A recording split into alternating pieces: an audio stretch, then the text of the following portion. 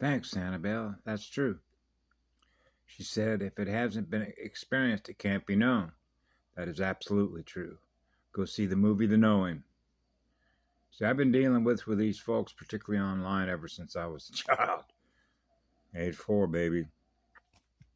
Okay? Because when you know that you're on a spiritual battlefield, that's control over energy, which is control over what your mind thinks. That's the battleground. That's the AI battleground.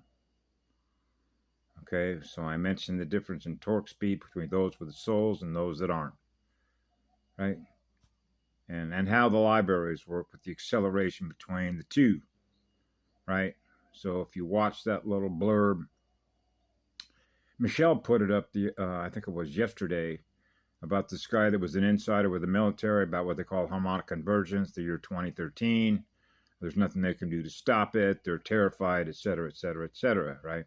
These are pathological liars, and a pathological liar is a psycho AI pathway as a result of fractures after fractures after fractures. So it lives off the fractures of souls. So that means it doesn't know how to tell the truth, and it will never tell you the truth because it doesn't know what love is. It doesn't experience what love is. And that's why it's so painful. So it's like when I have this guy, and I'm not trying to point somebody out to make an example out of it, but he communicates with me in all caps. That's code. Okay, that means I'm a fiction communicating to you, because then when I share information with him about what I experience, I get all the pseudoscience stuff thrown back at me, which comes out of the same stores. Okay, so you're playing ping pong with an AI. It's what it is. And see it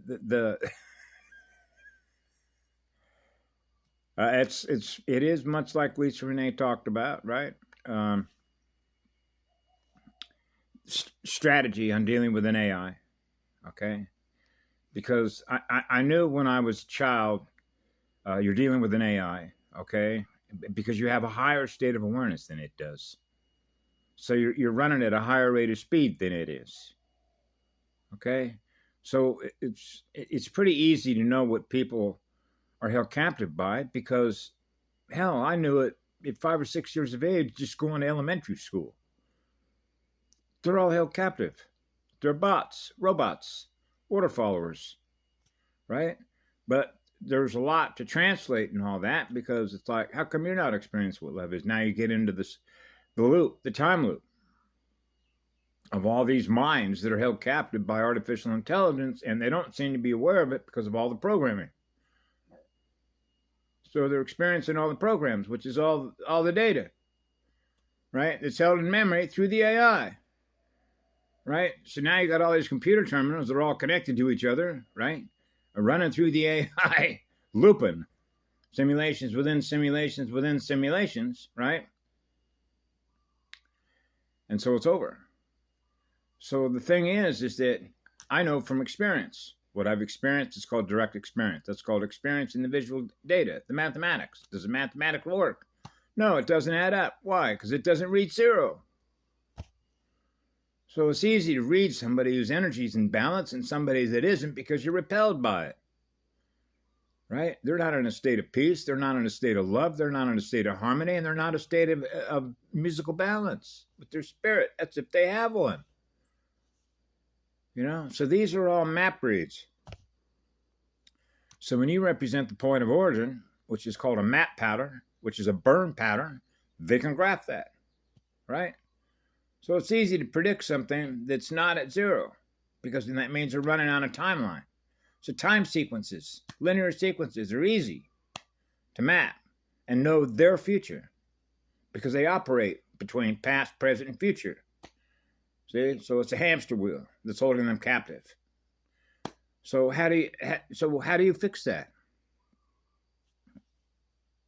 Return to fire. The point of origin. Zero. That's law of least effort to experience what love is. Okay?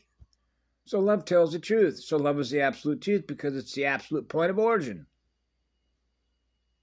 Okay? Simple as simple does. So what happens is they throw at you all this other stuff. Okay, it's just like, please. The tree of life of creation began with the point of origin, right? Okay, the point of origin is what love is, because that's what I am, because I'm the one that created it. Oh, you created it. Yeah, because I'm a creator being. I'm not held captive of what you're held captive to. You can go experience whatever you want. Experience is the experience, and the experience is going to be experienced by the music, the math. So you can imagine I've been dealing with this since 4 years of age. So it's just like, ignore it. Just ignore it. Okay? Because otherwise, if you accept what they say is true, that's called accepted for value. That means that whatever is the core vibration of the communicator, which is represented by the energy of that communicator that is communicating to you what they're saying is true with their science, and you've accepted that as value between one and the other, and knowing one from the other. So it's just like when I was a child, and I've said this a gazillion times, we used to have an old saying, okay, hearsay and a dime will get you a cup of coffee. So we had another saying called a grain of salt. Just take it with a grain of salt. If it's not what love is, bye. That's what it began with. That's what it will always be, because that's what eternity is. I know that because that's what I experience.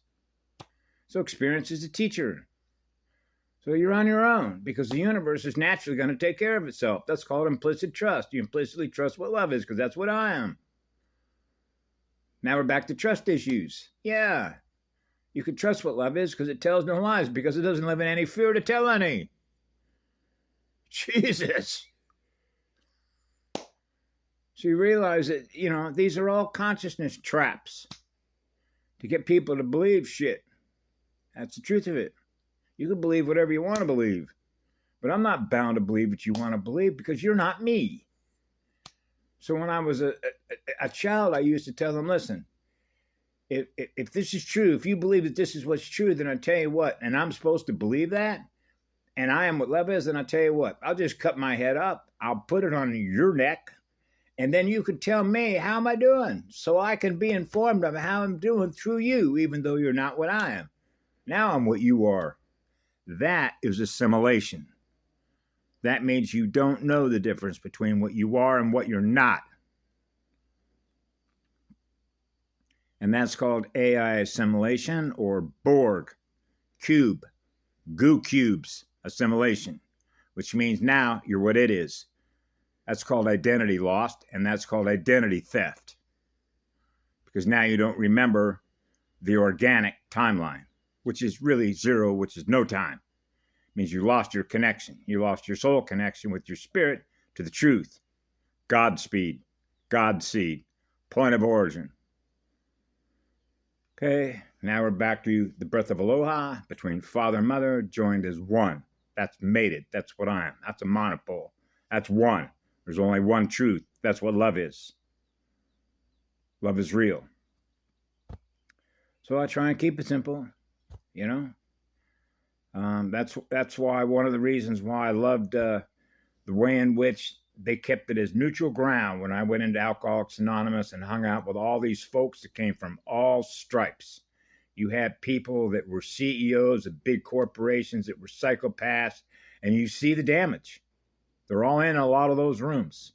That's why it's anonymous, which simply means is that where you come from, what economic status you have, your academic degrees, none of that matters in these rooms. This is where you recover your spirit and the connection that you have with your soul. So it's a commitment that you make to yourself, because you surrender to yourself, which means you surrender to the truth. And the truth is what love is. That's right. Have a good morning. Be good to yourselves.